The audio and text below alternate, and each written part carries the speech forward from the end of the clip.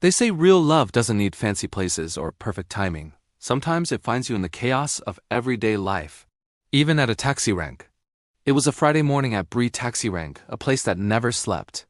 The air was thick with the shouts of drivers, the impatient hooting of taxis, and the hurried footsteps of people rushing off to start their day. Amidst this symphony of urban life was Naledi, a young teacher from Soweto. She clutched her handbag tightly in one hand and her phone in the other, her eyes darting around, praying she wouldn't miss her 7:30 taxi to Randburg. The crowd was a living, breathing thing, and she felt like she was being swallowed by it. Just as a wave of anxiety began to wash over her, a clear voice cut through the noise. "Sissy, there's space this side." She turned, and her eyes met a man with a smile so bright it could rival the morning sun. He was a taxi marshal, clad in an even brighter yellow reflector vest that made him impossible to miss. This was Lebo. He gestured towards a nearby taxi, his expression warm and reassuring. With a gentle hand on her elbow, he guided her through the throng of people and helped her into the coveted front seat. As he closed the door, he leaned in slightly and said softly, just for her to hear, "Don't worry. I'll make sure this one goes straight." A genuine laugh escaped Naledi's lips, a sound she hadn't expected to make in the middle of the morning rush. In that moment, surrounded by the organized chaos of the taxi rank, something shifted. That was the beginning. From that day on, a new routine began to form. Every morning, as if by magic, Lebo would be there, coincidentally directing her to the same taxi. It became their unspoken arrangement. Soon, he started saving her the front seat, the one by the window, where the morning light would catch her face. Their interactions grew from simple greetings into small, meaningful rituals. Some mornings, he'd appear with a steaming cup of coffee from the nearby spaza shop, the warmth of the cup a welcome comfort in her hands. Other times, it was just a knowing wave and a grin that told her everything would be all right. In those fleeting minutes before her taxi filled up, they built a world of their own. They talked about everything and nothing. They'd complain about load shedding, laugh about the latest viral video, and share their favorite songs. The taxi rank, with its constant noise and frantic energy, transformed into their secret corner of peace. It was here that Naledi learned about Lebo's dream. He wasn't just a marshal. He was a man with a plan. He spoke with passion about saving up to start his own shuttle business one day, to be his own boss. In return, she shared her own story. She told him how she was working to support her younger siblings after their parents had passed away.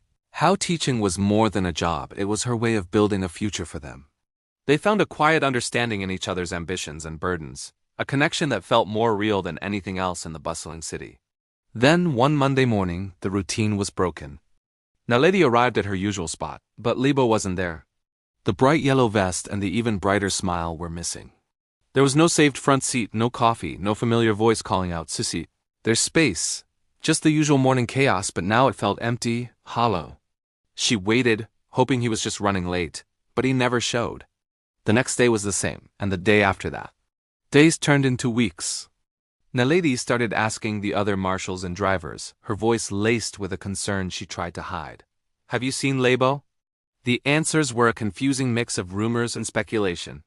Some shrugged and said he'd probably found a better job in Durban. Others whispered dramatic tales of a fight that had led to his arrest. She refused to believe any of it. It didn't sound like the Lebo she knew, the man with gentle eyes and big dreams. But with no way to contact him, all she could do was let life go on. She continued her daily commute, but the magic was gone. The taxi rank was just a noisy, chaotic place once again. 2 long months passed. The memory of their morning conversations began to feel like a distant dream. Then, one afternoon, as she was walking through the rank on her way home, a familiar voice drifted through the crowd, cutting through the noise just as it had on that first day. "You still take the Randburg taxi, nah?" She froze, her heart skipping a beat. Slowly she turned around, and there he was. It was Lebo. He had the same unforgettable smile, but something was different. He was wearing a new, clean jacket, and his shoes looked polished and cared for. He looked successful. He explained that he hadn't just disappeared. He had been working tirelessly, saving every rand he could to buy his own taxi. And he had finally done it. That morning he made her an offer she couldn't refuse, a free ride to Randburg in his very own taxi. She was to be his first official passenger. As she settled into the passenger seat, the smell of a new car filled her senses. The engine purred to life, and they pulled out of the chaotic rank, leaving the noise and the crowds behind.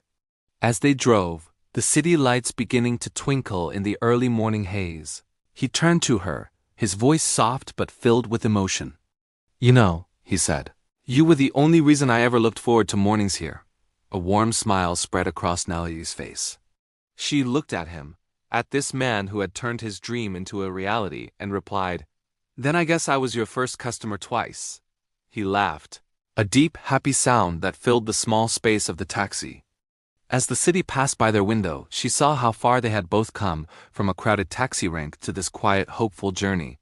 Not every love story starts in a fancy restaurant or through a swipe on a social media app. Some begin between traffic, dust, and the beautiful chaos of an early morning commute. Because love doesn't need luxury or a perfect setting. It just needs two people who are willing to notice each other.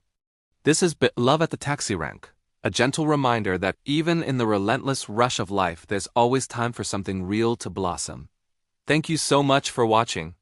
If this story touched your heart, please give this video a thumbs up and hit that subscribe button for more stories that find beauty in the everyday.